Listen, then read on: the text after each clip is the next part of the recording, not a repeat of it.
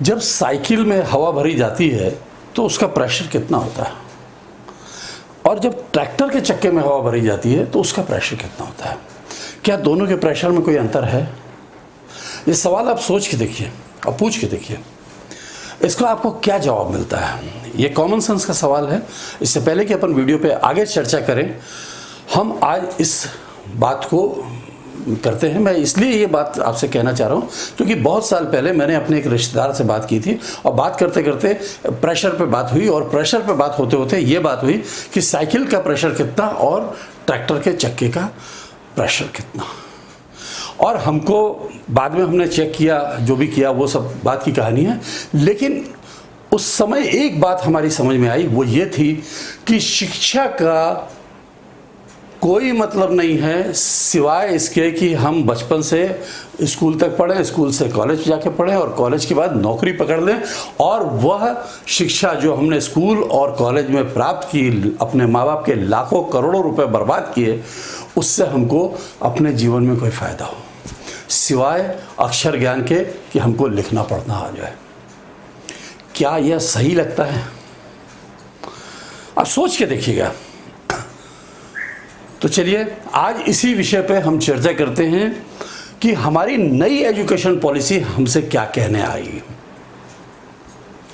तो BITDR में एक बार फिर से आपका स्वागत है, आप सभी का हार्दिक अभिनंदन है। आज हम चर्चा करने जा रहे हैं नई एजुकेशन पॉलिसी की और क्यों इसकी ज़रूरत आन पड़ी।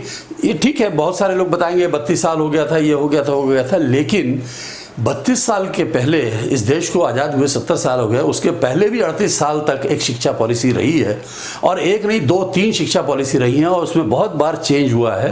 ये पहला कोई चेंज नहीं हुआ है, ड्रास्टिक चेंज नहीं हुआ। ये ठीक है कि कुछ लोग ज़्यादा विरोध कर रहे हैं इसका, कुछ लोग ज़्यादा समर्थन कर रहे हैं।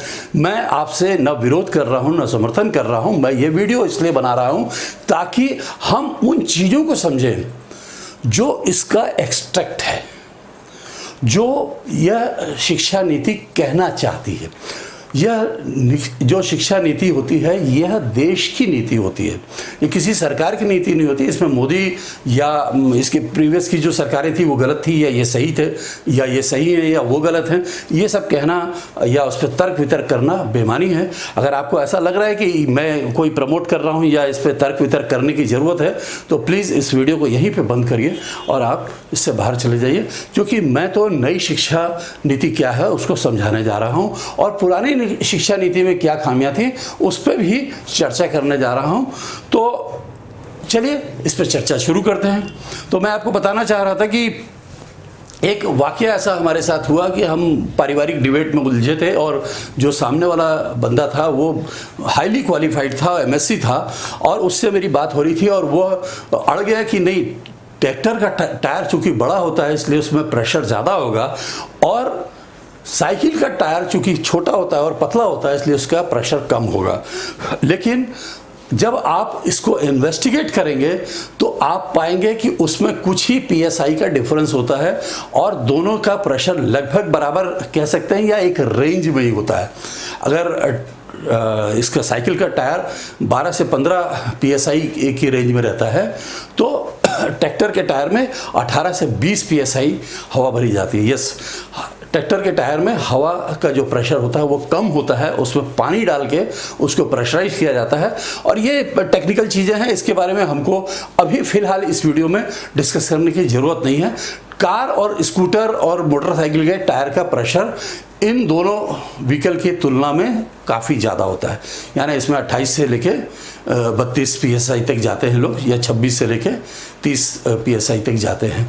तो हम इस पर अभी फ़िलहाल डिस्कस नहीं कर रहे। आज हम बात कर रहे हैं शिक्षा नीति की, कि हमारी शिक्षा नीति का ये दुष्परिणाम है कि एक MSc पास लड़का मुझसे ये डिस्कस कर रहा था कि प्रेशर, चूँकि वॉल्यूम ज़्यादा है इसलिए प्रेशर ज़्यादा है, और जब उसके पास कोई जवाब नहीं था, जब उसको पता चला इस बात की सत्यता का, तो उसने कहा कि पढ़ा लिखा कुछ काम नहीं आता, प्रैक्टिकल लाइफ दूसरी है, और प्रैक्टिकल लाइफ में हमको इन सब चीज़ों की ज़रूरत नहीं है। तो मेरा एक सवाल यहाँ पे उठता है कि ऐसी शिक्षा का क्या फ़ायदा जो हमारे जीवन में, हमारे जीविकोपार्जन में, हमारी लाइफ को, हमारी फैमिली लाइफ को जीने में हमें मदद ही नहीं करती। यह फांस जो है सभी भारतीयों के मन में थी कि हम जो शिक्षा प्राप्त कर रहे हैं वह हमारे लाइफ में काम नहीं आती। इस नई शिक्षा नीति में इसी को दूर करने का प्रयास किया जा रहा है, ऐसा इसका मोटिव है। और इसके जो भी चेयरमैन हैं क्या कस्तूरी रंजन, उन्होंने इसके लिए पूरे देश से बहुत गजब का सर्वे किया, बहुत गजब का फीडबैक लिया।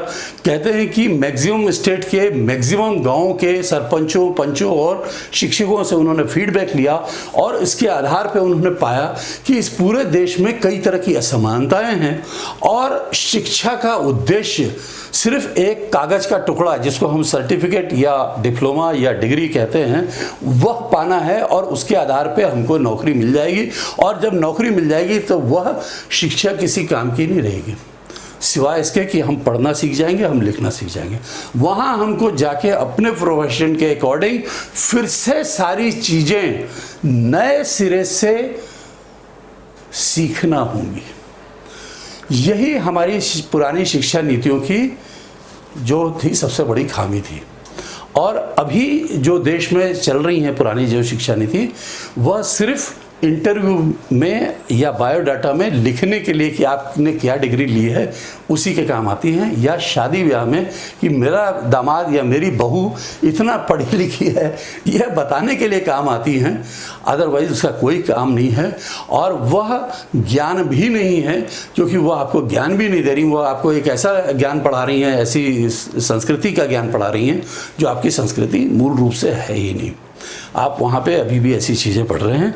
तो इसलिए इसको जो कस्तूरी रंजन जी हैं और उनकी जो टीम है उन्होंने बहुत रिगरस मेहनत करके इस शिक्षा नीति को तैयार किया है। और इसमें मैंने जैसा बताया कि इतने सारे फीडबैक लिए गए, इतने सारे सुझाव लिए गए।